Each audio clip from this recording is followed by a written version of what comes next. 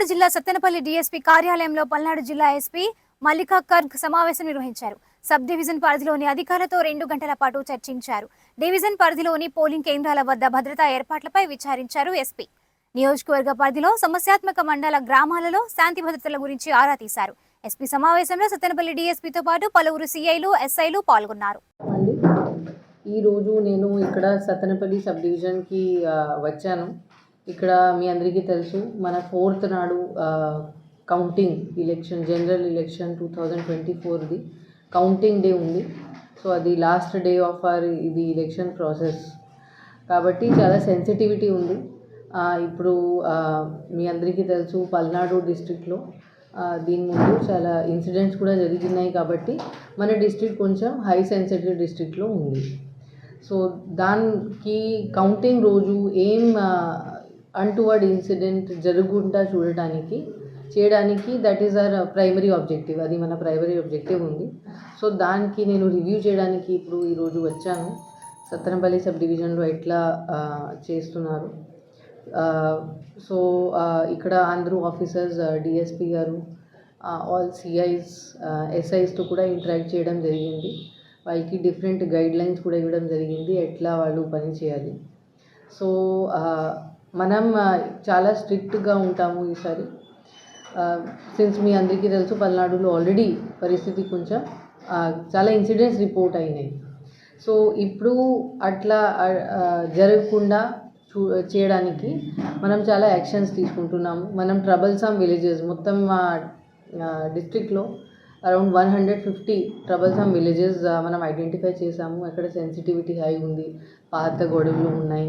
And ఇప్పుడు polling రోజు post poll కూడా అక్కడ చాలా ఇన్సిడెంట్స్ జరిగినాయి. అక్కడ మనకి డిప్లాయ్మెంట్ కూడా ఆల్రెడీ ఇవ్వడం జరిగింది. మనం ఇప్పుడు ఒక ఫస్ట్ లిస్ట్లో ట్రబుల్ మాంగర్స్ ఐడెంటిఫై చేయడం జరిగింది. 1666 trouble mongers we have identified in entire Palnadu district. So వాళ్ళ మీద నిఘా పెట్టడం జరుగుతుంది. ఇప్పుడు మనం ఒక కొత్త మన దగ్గర ఎన్ని cases, around 150 cases in the entire election నమోదైనవి. దానికి ఫాస్ట్ ఇన్వెస్టిగేషన్ కూడా చేయడం జరుగుతుంది. సో మీ అందరి I'm sure you must be observing that మన all officers, particularly Macherla, Narasaraopet ఎక్కడ ఈ ఇష్యూస్ ఎక్కువ జరిగినాయి అక్కడ అందరూ దీని మీదనే ఉన్నారు. సో మనం చాలా అరెస్ట్స్ కూడా చేశాము రీసెంట్లీ. ప్రతిరోజు జరుగుతున్నాయి, ఈరోజు కూడా చాలా జరుగుతున్నాయి. అండ్ ఇప్పుడు మనం ఇంకొకటి ఏం చేస్తున్నాము, అరెస్ట్ అయిన తర్వాత మనం ఇది చూస్తున్నాము దట్ వెదర్ వాళ్ళు బైండ్ ఓవర్లో ఆల్రెడీ ఉన్నారా లేదా. బైండ్ ఓవర్లో ఉంటే వాళ్ళకి ఎంఆర్ఓ దగ్గర ప్రొడ్యూస్ చేసి వాళ్ళకి డబ్బు కట్టినట్టు మనం చేస్తున్నాము. సో ఇప్పుడు రీసెంట్లీ చాలామందికి నోటీసెస్ కూడా వచ్చినాయి, ఈ మీరు 1 lakh డబ్బు కట్టాలి, 2 lakh డబ్బు కట్టాలి. ఎవరు బైండ్ ఓవర్ అయిన అప్పుడు కూడా ఇలాంటి డిఫరెంట్ క్రైమ్స్లో ఇన్వాల్వ్ అయ్యారు అట్లాంటి మనుషులు. సో అది మనం చాలా స్ట్రిక్ట్గా ఫాలో అప్ చేస్తున్నాము. అండ్ ఎవరు బైండ్ ఓవర్ లేదు వాళ్ళకి ఫ్రెష్ బైండ్ ఓవర్ చేస్తున్నాము. దాని తర్వాత ఎవరు ఇప్పుడు డిఫరెంట్ కేసెస్లో ఇన్వాల్వ్ అవుతున్నారు, ఇవి అన్ని పొలిటికల్ రైట్ కేసెస్ ఉన్నాయి. సో దానిలో మనం ఖచ్చితంగా రౌడీ షీట్స్ కూడా ఓపెన్ చేస్తున్నాము. ఆల్ అఫెండర్స్ ఎవరిది ఇప్పుడు ఉంది వాళ్ళకి నెక్స్ట్ ఫ్యూ డేస్లో వాళ్ళది రౌడీ షీట్ ఖచ్చితంగా ఓపెన్ అవుతుంది. సో ఇది దీంతో పాటు మనం కార్డన్ అండ్ సర్చ్ ఆపరేషన్స్ మొత్తం డిస్ట్రిక్ట్ వైడ్ చేస్తున్నాము.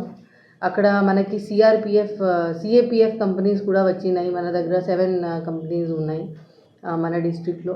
సో వాళ్ళ సర్వీసెస్ యూటిలైజ్ చేసి ఏపీఎస్పీ ప్లస్ మనకి చాలా బయట నుంచి కూడా బందోబస్తులో ఆఫీసర్స్ ఇవ్వడం జరిగింది. వాళ్ళకి అందరితో పాటు ఇది కార్డన్ అండ్ సర్చ్ ఆపరేషన్స్ చేయడం జరుగుతున్నాయి. దానిలో మనం డిఫరెంట్ ఐటమ్స్ సీజ్ చేస్తున్నాము. ఎక్కడ పెట్రోల్ దొరికితే పెట్రోలియం యాక్ట్ అట్లా కూడా చేయడం జరుగుతుంది, అట్లాంటి ఇనిషియేటివ్స్. దాంతోపాటు అక్కడ ఎక్కడైనా వెహికల్స్ దొరికితే విదౌట్ రిజిస్ట్రేషన్, సరిగా రిజిస్ట్రేషన్ ఉండకపోతే అట్లాంటి వెహికల్స్కి మనం సీజ్ కూడా చేస్తున్నాము. మీ అందరికీ తెలుసు దట్ మనం వెహికల్ ఉంటే మన దగ్గర పేపర్స్ ఉండాలి.